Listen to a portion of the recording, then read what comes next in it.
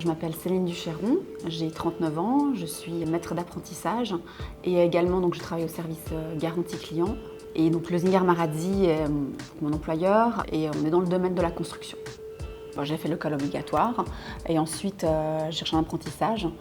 C'était pas évident au début parce qu'on ne sait pas trop ce qu'on veut faire. J'ai fait 3 ans d'apprentissage gestionnaire de vente dans la bijouterie de mon cousin et au début je dirais que j'avais pas forcément plus envie, quoi. C'était pas forcément un souhait, mais ça s'est révélé que j'ai trouvé vraiment intéressant le contact avec la clientèle. Pour moi, le monde du travail, c'était un monde très sérieux, très différent de ce que j'avais l'habitude de voir. C'était très intéressant et puis vraiment le côté aussi responsabilité. Il faut se lever tous les matins, on ne peut pas se permettre d'être malade. Donc moi, j'ai commencé jeune, hein, J'avais encore 15 ans quand j'ai commencé mon apprentissage. C'était vraiment tôt, on va dire, pour rentrer dans un monde professionnel, en plus dans le domaine du luxe, où on est en contact avec des gens qui attendent de nous un travail professionnel. Au début, c'était assez difficile et ensuite, je me suis très vite adaptée en fait, à ce monde-là. J'ai appris énormément, même si parfois c'était un petit peu compliqué parce que j'étais la seule apprentie aussi. Ce qui n'était pas évident, donc du coup dès qu'il y avait des basses besognes ou voilà, des choses à faire, c'était pour moi. J'ai jamais lâché et puis ça m'a appris énormément sur moi aussi et sur le monde du professionnel. Je pense que l'exigence est quand même beaucoup plus poussée aujourd'hui qu'à mon époque, qu'on donnait peut-être plus facilement des chances à des apprentis qui avaient peut-être des moins bonnes notes à l'école, ou il y avait peut-être moins de jeunes, en tout cas sur le carreau qu'aujourd'hui, j'ai l'impression. On a peut-être moins confiance aux jeunes qu'à mon époque, mais il faut savoir que moi, quand j'ai commencé mon apprentissage, mon cousin qui est à la bijouterie ne souhaitait plus prendre d'apprenti parce qu'avant, moi, il avait eu de mauvaises expériences. Et du coup, il s'est dit, bon, allez, on va retenter et ça s'est bien passé. Et depuis, je suis assez fière de ça d'ailleurs, encore aujourd'hui, plus de 20 ans après, il continue à prendre des apprentis au quotidien. Cette perte de confiance était déjà dans la tête des employeurs à mon époque. C'est encore le cas aujourd'hui, peut-être de manière un petit peu plus prononcée ou pas, mais en tout cas, moi je suis convaincue que des jeunes motivés, il y en avait à l'époque, il y en a aujourd'hui, et des moins motivés, il y en avait à l'époque et il y en a aussi aujourd'hui. Alors clairement, le cadre familial, c'est quelque chose d'important, je trouve, c'est pas essentiel, parce qu'on peut très bien trouver sa voie, même si on n'a pas forcément des parents qui sont derrière, qui nous suivent.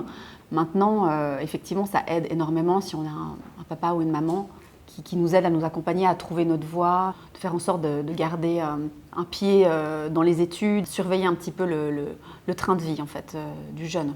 La fin de la scolarité obligatoire et ensuite le pas dans le monde de l'apprentissage, effectivement, il est très difficile. En tout cas, moi, je l'ai vécu de manière assez compliquée. J'avais été voir l'orientation professionnelle à l'époque et j'avoue que je suis ressortie un peu le moral dans les talons parce que il n'y avait rien qui me plaisait, qui m'enjouait plus que ça. Je n'avais pas forcément une passion ou un métier qui me plaisait plus que ça. Du coup, j'ai pris quelque chose d'assez ouvert pour après pouvoir m'orienter en fonction de mes envies qui évoluent forcément. Donc je peux comprendre en tout cas ces jeunes qui s'ils se retrouvent dans ce cas de figure-là, c'est pas évident. Maintenant, je peux les encourager à faire des stages, à se renseigner. Vraiment, c'est vraiment la chose à faire. C'est pas rester attendre que ça nous tombe dessus et puis vraiment provoquer un petit peu les choses. Pour moi, le stage, c'est quand même la meilleure opportunité et la meilleure possibilité pour un jeune de se rendre compte du monde professionnel. Le fait d'être sur place, de se rendre compte de l'ambiance de travail, de vivre une journée, une semaine, un mois, à mon avis, il n'y a rien de tel pour avoir une idée. S'imaginer qu'on est au bureau à 8h jusqu'à midi, 13h30, 17h30. Qu'est-ce qu'on fait pendant ces heures-ci? Qu'est-ce qu'on doit faire? Comment on doit se comporter?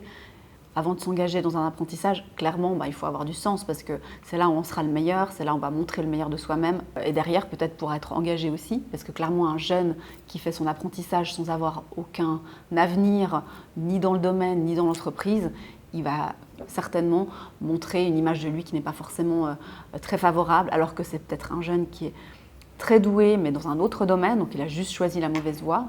Dans mon rôle de maître d'apprentissage, je coach en fait des apprentis avec qui ça se passe très bien. D'autres, on a eu des moments un petit peu plus compliqués, notamment la perte de motivation à certains moments parce que dans leur vie privée, ils ont rencontré des difficultés et du coup ça se ressent clairement au travail. La rigueur aussi, pas toujours, voilà, dès qu'on leur donne des tâches qui ne leur conviennent pas ou qui ne leur plaisent pas, tout de suite, c'est la formatrice pratique qui doit reprendre ou corriger.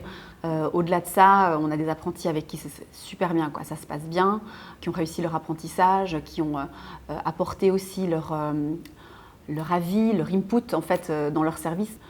Alors en termes de moyens financiers, un apprenti représente quand même une certaine somme par mois. On leur met à disposition un ordinateur portable, plein de matériel à côté. On leur paye aussi forcément leur salaire tous les mois. Ils ont aussi la possibilité d'avoir un bonus s'ils ont une bonne moyenne semestrielle. Donc ça représente quand même une certaine somme à l'entreprise. Certes, ils coûtent moins cher qu'un employé, mais c'est normal parce qu'aussi on leur demande moins. Ils sont là pour apprendre. Ils ont le droit de se tromper, ils ont le droit de poser plein de questions. Ils sont moins efficaces, mais c'est normal qu'un employé. En tout cas au début, à la fin pas forcément. Il faut quand même faire attention à ces jeunes qui pensent qu'ils ne coûtent rien parce que ce n'est pas vrai. Ils coûtent de l'argent, des milliers de francs par mois à une entreprise. Il faut respecter ça aussi. Quand on gagne de l'argent, c'est que derrière, il faut aussi qu'on produise un certain travail. C'est juste la normalité. En tant que formatrice en entreprise, je coach les formatrices pratiques qui, elles, passent 6 mois aux côtés de l'apprenti. La formatrice s'investit énormément, elle attend de l'apprenti qu'il évolue, qu'il apprenne les tâches basiques rapidement pour ensuite passer à des tâches beaucoup plus complexes. Et quand ça ne se passe pas comme ça, c'est vrai que c'est pas évident, c'est un peu frustrant pour la formatrice. Quand on a la réussite d'un apprenti ou d'une apprentie à la fin de son apprentissage, donc qui réussit à décrocher son CFC, personnellement, je suis très fière de l'accompagner à la remise des diplômes et puis de pouvoir partager ce moment avec elle ou avec lui.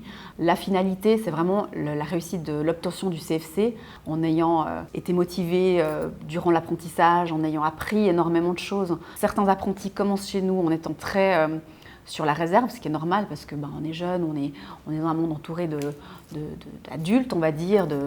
Et ma satisfaction, c'est justement quand un jeune arrive, qui ne pose pas de questions, qu'il est renfermé, qu'il est un petit peu à l'écart des discussions qui peuvent avoir lieu dans les bureaux ouverts, et qu'ensuite il ou elle arrive à s'ouvrir et à poser des questions et à participer et à s'affirmer et à donner son avis et à apprendre des choses derrière. Pour moi, c'est vraiment c'est une super récompense, quoi.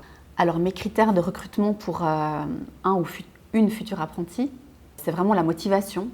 Les notes scolaires, on les regarde, c'est sûr, mais on n'est pas non plus à la recherche de l'apprenti qui a fait que des 5,5 ou des 6. Moi, ce que je recherche, c'est vraiment l'envie d'apprendre, de montrer le meilleur de nous-mêmes, de se dire j'aimerais faire employé de commerce parce que j'aimerais faire ci ou ça, ou faire une maturité, ou simplement travailler dans tel domaine, mais d'avoir un peu une vision qui me montre qu'il a un plan, en fait, qu'il a déjà réfléchi à sa carrière professionnelle, à sa future carrière professionnelle.